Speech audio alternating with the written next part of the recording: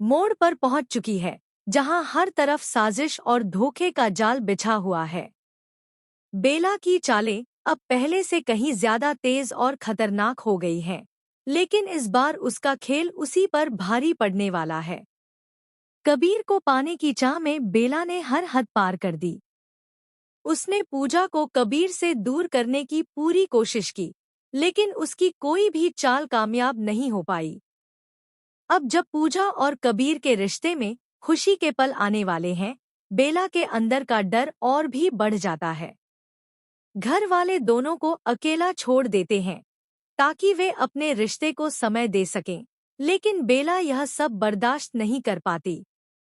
वह छुपकर वापस घर लौटने का फैसला करती है ताकि खुद अपनी आंखों से देख सके कि क्या हो रहा है। उसे लगता है कि वह एक बार फिर सबको धोखा दे देगी, लेकिन इस बार पूजा पहले से तैयार है। वसुधा के साथ मिलकर पूजा ने एक ऐसा जाल बिछाया है जिसमें फंसकर बेला खुद को बचा नहीं पाएगी। जैसे ही बेला अपनी चाल चलती है, वह रंगे हाथों पकड़ ली जाती है। लेकिन यह तो सिर्फ शुरुआत है। पूजा अब ठान चुकी है कि वह बेला की सच्चाई सबके सामने लाकर ही रहेगी। दूसरी तरफ बेला भी हार मानने वाली नहीं है। उसके मन में अब सिर्फ एक ही मकसद है, पूजा और कबीर को हमेशा के लिए अलग करना। इसके लिए वह किसी भी हद तक जाने को तैयार है। इसी बीच एक ऐसा पल आता है जो सब कुछ बदल देता है। पूजा भगवान के सामने खड़ी होकर कबीर की सलामती के लिए प्रार्थना करती है।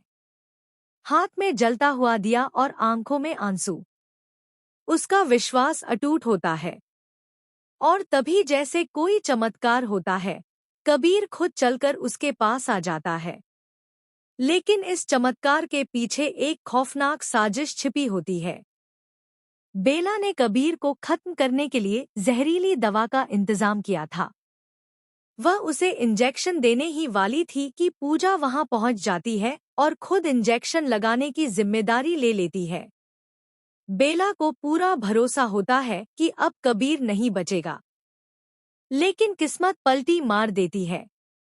पूजा के हाथ से दवा की शीशी गिरकर टूट जाती है और वह दूसरी शीशी उठा लेती है। गई है जहां हर पल साजिश और धोखे का खेल चल रहा है। बेला का जुनून अब खतरनाक बन चुका है और इस बार वह सिर्फ कबीर को पाने नहीं, बल्कि पूजा को पूरी तरह हराने के इरादे से आगे बढ़ रही है। कबीर के करीब आने के लिए बेला ने हर कोशिश की, लेकिन पूजा के प्यार और भरोसे के सामने उसकी हर चाल नाकाम रही।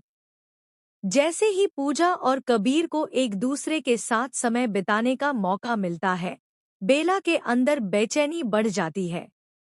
वह खुद को रोक नहीं पाती और चुपके से घर लौट आती है ताकि सच जान सके।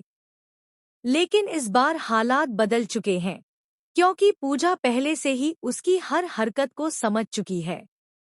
वसुधा के साथ मिलकर पूजा एक ऐसा जाल बिछाती है जिसमें फंसकर बेला खुद हैरान रह जाती है।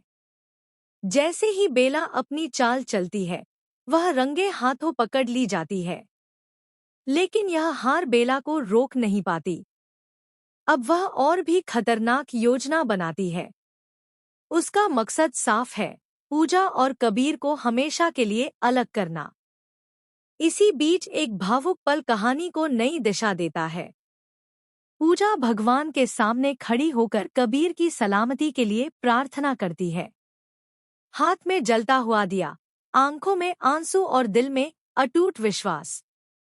और तभी जैसे कोई चमत्कार होता है, कबीर खुद उसके पास आ जाता है।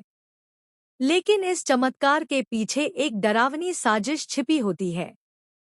बेला ने कबीर को नुकसान पहुंचाने के लिए जहरीली दवा का इंतजाम किया था। वह उसे इंजेक्शन देने ही वाली थी, तभी पूजा वहां पहुंच जाती है और खुद दवा देने की जिम्मेदारी ले लेती है। बेला को पूरा यकीन होता है कि अब सब खत्म हो जाएगा, लेकिन किस्मत पलट जाती है।